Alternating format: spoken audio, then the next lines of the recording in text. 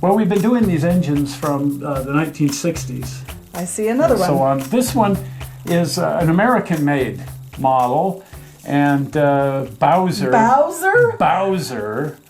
and made in Montecitourville, Pennsylvania. Right there, you guys figure out the people from pronunciation. Pennsylvania, you Tell know us how how to that's say that, pronounced. yes. Yeah. And we'll tell you how to say Tooele when you come out here to Utah. Yeah, because it looks like Thule, but it's Tooele. Anyway, Meanwhile, these were just so incredibly basic. The upside of that is that they were stupidly expensive. This one was $44, and I think I bought it in the 70s. Mm-hmm. So, but it was in my traction phase. I've always been on and off with trolleys and traction and so on. Oh, I love trolleys, though. Oh, And look at this. so it's got some power trucks here and so on. But I never got around to doing anything with it or painting it. Oh. But it's Zamak. It's not brass. It's made of a zinc alloy. Oh. And no interior, open frame motor, just... And you got to add the side frames and do a few things.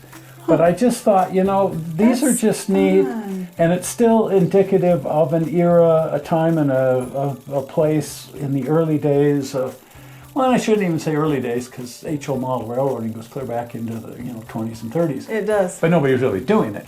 It wasn't until the late 50s when America was awash in time and money and suddenly hobbies. So stuff like this. But if you couldn't afford brass, you could maybe afford white metal, Zamak. And Sidem was making these same things in brass, and of course I have some of those too. Oh, that's neat. But I love the Bowsers, and again, in part because they're so indicative of a time and place, so rather than detailing this guy out, I thought, it's just going to stay like it is. It's neat the way it is. It's just kind of cool. It's still got the fancy packaging of a brass engine and so on. And you open it up, and it's sort of like, seriously? Yeah. But they are kind of neat, and they are still hand assembled and whatnot. They're made out different metal. Of zinc metal, a die-cast zinc metal, as opposed to brass. So they're much, much, much, much, much easier to build. Right. And much, much faster. So they can knock them out, and they can knock them out and pay Americans American wages, which is key, and still be able to sell these things for under $50. Affordable. And so anyway, Bowser. They were a thing for a while. I think the company's still around. I think you can still buy this stuff, but I'm not 100% sure on that. But there for a while, it was a pretty viable. I want to go back to San Francisco now. Yeah, let's go ride some trolleys. Exactly, they're my favorite.